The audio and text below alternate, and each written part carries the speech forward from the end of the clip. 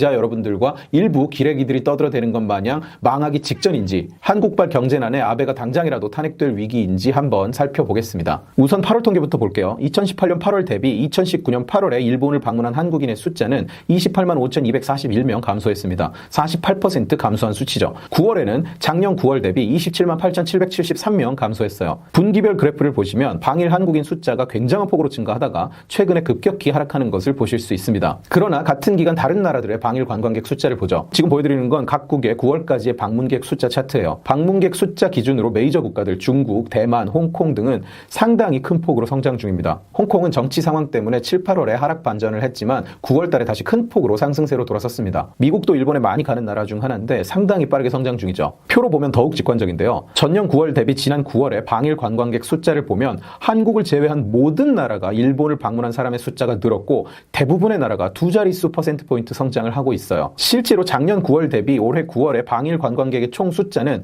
5.2% 증가했습니다. 엄청나게 높은 수치죠. 그리고 이 수치는 줄어든 한국 관광객의 숫자가 이미 반영되어 있는 수치예요. 이래서 9월만 놓고 보면 작년 대비 일본을 방문한 외국인의 숫자는 총 4% 증가했습니다. 결국 누가 뭐래도 일본에 방문하는 외국인의 숫자는 계속 굉장한 속도로 증가하고 있다는 뜻이에요. 자, 이번에는 줄어든 관광 수입이 얼마나 되는지 살펴보겠습니다. 2018년 기준 일본을 방문한 외국인이 인당 소비한 금액은 평균 15만 2,747엔이에요. 반면에 한국인은 인당 77,620엔 밖에 사용하지 않았습니다. 전체 평균의 반토막밖에 되지 않죠. 그리고 중국인은 동기간 인당 22만 3,871엔을 사용해요. 그러니까 한국인은 중국인의 3분의 1밖에 돈을 쓰지 않는 겁니다. 가장 최근 데이터인 2019년 1분기 통계를 봐도 전체 외국인 평균은 14만 3,206엔인데 반해 한국인은 7만 1,086엔밖에 사용하지 않아요. 그리고 중국인은 인당 20만 7,235엔을 사용했습니다. 거의 동일하게 비율이 유지되고 있죠. 이건 한국인이 쪼잔하거나 돈이 없다는 뜻은 아니고요. 일본은 워낙 가깝고 가기 쉬운 나라이기 때문에 당일 여행객도 많고 또 물건을 닥치는 대로 사들일 필요성을 한국인은 별로 못 느끼기 때문입니다. 반면에 중국인은 일단 당일치기로 여행을 오는 경우가 별로 없고요. 그리고 빈지바잉이라고 해서 매대의 물건을 싹쓸이하는 집중적인 소비 행태를 보여주는 경우가 많기 때문에 인당 소비액이 많은 겁니다. 어쨌거나 중요한 것은 한국인은 외국인 전체 평균의 2분의 1, 중국인의 3분의 1밖에 일본에서 돈을 쓰지 않는다는 얘기예요. 이 이미지는 전에 다른 영상에서 한번 보여드린 적이 있는데 일본을 방문하는 외국인의 숫자 변화 트렌드입니다.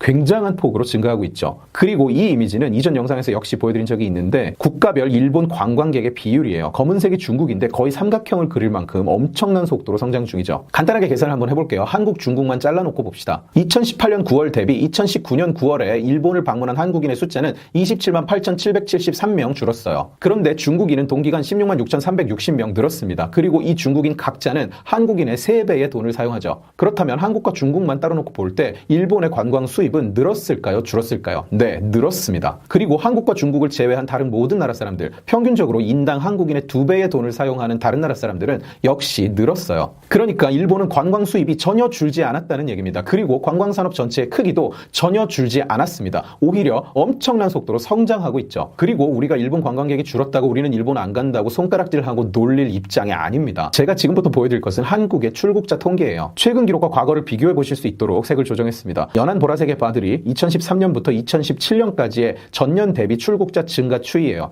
보시다시피 한국인 해외 여행객은 굉장한 속도로 증가해 왔습니다. 전년 대비 30%나 성장한 달도 있고요. 평균적으로 전년 동월 대비 14.3% 성장했습니다. 지금 차트에서 검은색이 2018년이고 빨간색이 2019년인데 보시면 이 증가세가 2018년부터 급속도로 둔화되기 시작해요. 2018년에서 2019년 사이에 전년 동기 대비 출국자 숫자는 단 6.7% 증가하는 데 그칩니다. 그리고 2019년만 떼놓고 보면 단 4%밖에 증가하지 않았습니다. 그러니까 해외 여행객의 폭발적인 증가세가 딱 2018년을 기점으로 완전히 꺾여버렸다는 얘기예요. 다들 아시겠지만 연휴 때마다 인천공항 출국자 기록이 경신될 정도였는데 그 증가세가 완전히 꺾여버린 거예요. 이게 무슨 뜻이냐? 경제가 어려워졌다는 얘기입니다. 언제부터? 딱 문모가 대통령이 되면서부터요. 보세요. 일본 불매운동이 일어나면서 일본 관광객이 큰 폭으로 줄어든 것은 사실입니다.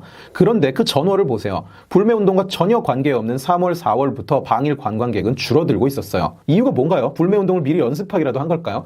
아닙니다. 경제가 안 좋아져서 해외여행을 못 가게 된 거예요. 나라 경제 상황이 이런데 지금 엄청나게 좋은 일본 관광업계에 일본 경제를 두고 손가락질하면서 얼레리 꼴레리 하고 있는 거라고요. 이렇게 정신승리하는 꼴을 다른 나라 사람들이 보면 얼마나 웃기겠습니까? 제가 여러분들께 드리고 싶은 말씀은 예전에 제가 불매운동 관련 영상에서 했던 말과 똑같습니다. 여러분들은 왜 일본에 관광을 가고 왜 일본 물건을 써왔습니까? 어디서 할당 받았나요? 누구한테 강요 강요받았나요? 미국인 줄 알고 갔는데 내려보니 일본이었습니까? 아니에요. 여러분들이 원해서 갔어요. 여러분들에게 효용이 있었기 때문에 샀어요. 일본을 도와준 것도 아니고 일본에 적선을 한 것도 아닙니다. 여러분들이 원하는 걸 여러분들의 돈을 내고 즐겼을 뿐이에요. 그런데 이 반일 마인드를 형성시키고 정치적으로 이용하려는 자들 때문에 여러분들은 여러분들의 만족, 여러분들의 효용을 희생한 겁니다. 그러는 동안 저들은 일본 천황 즉위식에 찾아가서 우리는 청구권 협정을 지키지 않겠다고 한 적 없다면서 사실상 항복 선언을 하고 왔어요. 보세요. 여러분들은 대체 무엇 때문에 불매운동을 벌였나요? 대체 누구를 만족시킨 건가요? 이 불매운동이? 막 애국한 느낌이 드세요? 나라에 좋은 영향은 하나도 없었는데? 앞으로 이런 거짓말 정치 선동에 휘둘리기 전에 부디 한번 생각을 해보세요. 이 일로 내가 잃는 것은 무엇인가? 이 일로 내가 얻는 것은 무엇인가? 내가 치르는 대가로 나는 무엇을 얻게 되는가? 희생은 여러분들이 하고 득은 저놈들이 본다면 그건 여러분들이 속은 거죠. 저들 자기 무능을 여러분들의 분노로 덮으려고 시도하는 정치꾼들에게 속은 거라고요. 오늘 지식의 칼은 여기까지입니다. 앞으로 며칠 동안 저는 반일 불매운동의 성적표 그리고 우리가 얻은 것이 무엇인가에 대해서 하나씩 짚어보려고 합니다. 재미있게 보셨으면 지식의 칼 채널을 구독해 주시고 이 영상을 주변에 공유해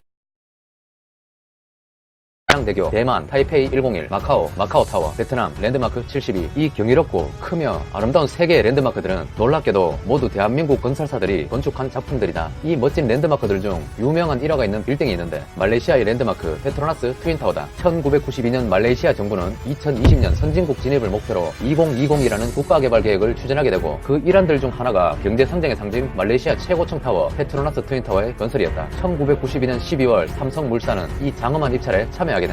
입찰을 따기 위해선 철근 콘크리트 형태의 50층 이상 건물을 완공한 실적이 있어야 했다. 그런데 당시 삼성건설이 지은 최고층 건물은 고작 25층짜리 삼성생명 빌딩에 불과했었다. 초고층 시공 실적이 있는 파트너를 찾아야 했고 과정은 험난했었다. 다행스럽게도 영국 업체와 손을 잡게 되지만 갑자기 불참을 통보해왔고 결국 삼성은 한국의 극동건설과 손을 잡게 된다. 물론 타깃 심사 기준에 맞지 않았지만 말레이시아의 정부가 싸고 빠르게 건물을 완공할 방법은 당시 한일 양국 간의 민족 감정을 이용하는 것보다 효과적인 방법은 없었을 것이다. 타워 1은 일본이, 타워 2와 브릿지는 한국에게 공사가 맡겨지게 되고 대한민국의 삼성물산과 일본의 하지마 건설의 공사 현장은 미묘하게 한일 간의 자존심을 건 경쟁의 장이 되었었다. 대한민국 국민들은 일본에게는 가위바위보도 지면 안 된다라는 격언이 있을 정도이기에 양국 건설사 간의 경쟁은 치열했었고 빠르고 완벽한 완공은 그 나라의 자존심이자 건설 회사 간의 기술력 증명의 척도가 되기 때문에 삼성과 극동건설은 그 어느 때보다 열의를 올렸었다. 그 당시에도 우리는 유독 한일전에 목숨을 걸었었는데 그 이유야 말하면 입만 아플 것이다. 사실 93년도 11월 삼성물산이 이 현장에 첫 투입되었을 때 일본의 하자마 건설은 이미 한참을 앞서 나가고 있었다. 삼성물산이 35일이나 뒤늦게 현장을 인수했기 때문이다. 더군다나 당시 하자마 건설은 이미 수풍 수력댐과 경부선 철도를 건설할 경력이 있는 나름 세계적인 건설 회사였고 위에도 언급했듯이 우리 삼성물산은 초고층 건물을 지은 경험이 전무했었다. 그 누구도 35일이나 뒤늦게 시작한 대한민국의 듣보잡 건설사가 세계적인 하자마 건설사를 상대로 더 빠르고 더 완벽한 완공은 기대도 하지 않았었다. 그 와중 1995년 한국에선 안타까운 소식이 들리게 된다. 삼풍백화점이 붕괴되고 만 것이었다. 이 일로 말레이시아 언론에서는 한국의 건축 능력을 강하게 비난했었고 말레이시아와 영국 감독관들에게 우리 공사 현장을 24시간 감시 촬영당하는 수모를 당하기도 하였다. 일본이 이 초고층 타워의 한계층을 올리는 데는 평균 일주일의 시간이 소모되었었는데 우리 삼성물산은 2.5일을 앞당긴 4.5일의 한계층을 올려 공사 기간을 단축할 수 있는 방법을 찾아 나선다. 시간 단축과 고품질이 동시에 보장되어야 되기 때문에 새로운 공법에 대한 논의가 활발하게 진행되었었다. 우리가 시간을 앞당기려면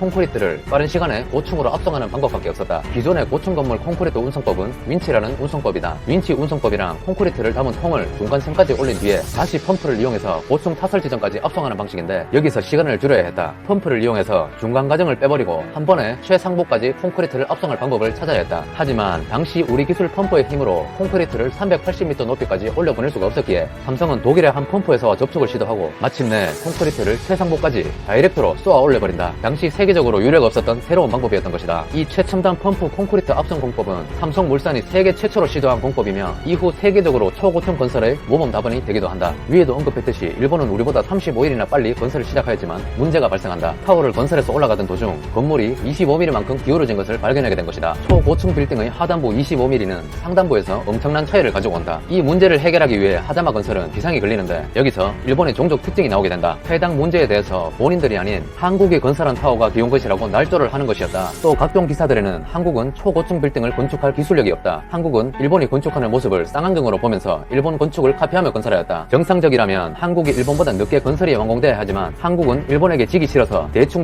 건설을 하였기 때문에 빌딩이 25mm 기울어진 건 당연한 이치이다 라고 날조를 여기저기 퍼뜨리게 된다. 이에 삼성과 쌍둥이 빌딩을 서로 이어주는 브릿지를 건설한 극동건설에게 소송에 걸리며 내셔널 지오그래픽 등 해외 유명 방송사들의 기사까지 퍼지게 되면서 일본은 질타를 받게 되는데 그들의 주장은 팩트가 아니었기에 당연히 꼬리를 내리게 된다. 하나 이 자식들은 진짜 날조가 주특기인가. 죄송합니다. 그 당시 쌍둥이 빌딩의 41층을 서로 연결하고 29층에서 4개의 다리가 이를 받쳐주는 길이 59m, 폭 4.3m의 브릿지. 이 역시 새로운 도전이었다. 이 브릿지는 두 건물 간의 이동을 편리하게 하는 것뿐만 아니라 초고층 빌딩에서 혹시 모를 긴급 사태에 대비하기 위한 것이기도 하다. 지상에서 177m라는 높이에 설치되기 때문에 초강풍에도 견딜 수 있게 설계되었는데 이 무게가 무려 800톤이다. 문제는 이 거대하고 천문학적인 무게의 블럭을 177m 상공까지 끌어올리는 일이었는데 만약 800톤이 공중에서 실수로 낙하라도 하게 된다면 정말 상상도 하기 싫은 일이다. 이 기술이 워낙 정교하고 위험하며 어려운 기술이라 일본은 이 브릿지 입찰을 포기하였었다. 삼성물산, 극동건설 정말 대단하지 않은가? 당시 스카이 브릿지 리프팅 현장은 미국 CNN이 중계할 정도로 전 세계의 관심을 끌었었고 삼성물산은 마침내 1996년 3월 6일 새벽 일본보다 10일 먼저 세계 최고 높이에 도달하게 된다. 공사가 원래되는 순간 2대의 크레인에서는 승리를 자축하는 버저가 길게 울려 퍼졌다. 삼성물산은 공사 기간 내내 생각지도 않았던 새로운 공법과 기술들을 탄생시켰다. 27개월 동안 대장정을 마친 한국 기술자들에게는 이 일이 크나큰 명예와 영광이었을 것이다. 이 사건은 우리나라 건설업이 전 세계의 자부심을 드높이는 계기가 되었고 삼성물산은 이를 계기로 초고층 부분 기술력을 국내외에 입증하게 되며 지금의 세계 최정상급 건설기업 판넬에 오르게 된다.